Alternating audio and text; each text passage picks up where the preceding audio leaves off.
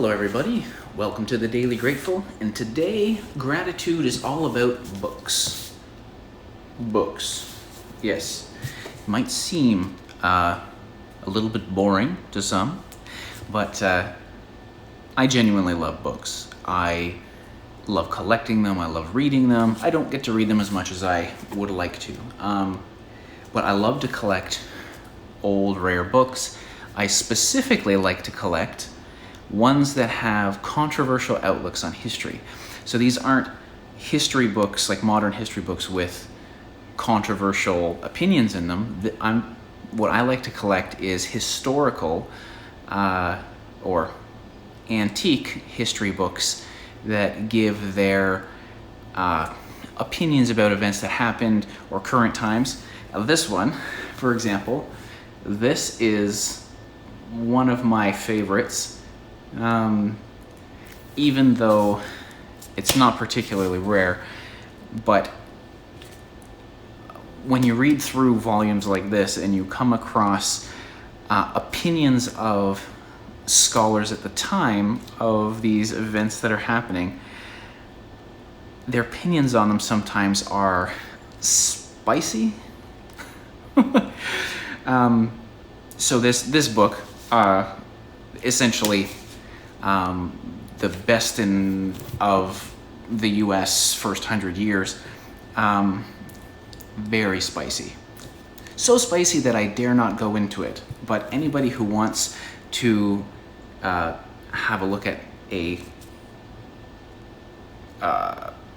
unusual outlook on history, give it a look.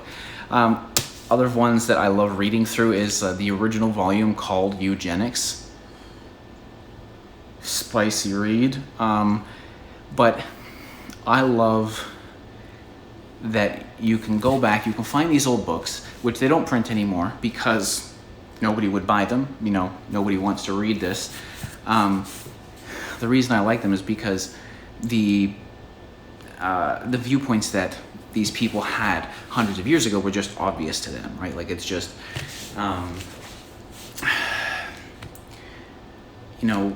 an example would be the pyramids. You can go back and see historical texts that depict the pyramids as being these tiny little peaks sticking out of the dunes. The Sphinx that is completely covered by sand except for the head. And at that point, they only knew that it had a head. And the scholars at that time had these theories about what the head means, this, that, and the other thing. They came up with these, concrete theories that they knew, things that they knew that were entirely wrong because they had not dug down to find the rest of the pyramids, the rest of the Sphinx. That's why I like books. I love being able to read through first-hand accounts from people in the past, historical accounts from scholars who lived hundreds of years ago, making these suppositions about different things that was passed to them as well, and seeing how that compares.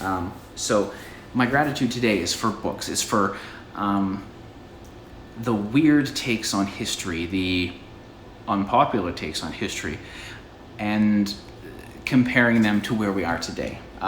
So my gratitude is for books today, but specifically for these kinds of books. I'm definitely going to be talking more about books because I love books. All right, some of the other books that I like takes on, kind of like spicy histories, is specifically has to do around World War I, or specifically the books that were written either during or just after World War I, but before World War II, the history of the World War.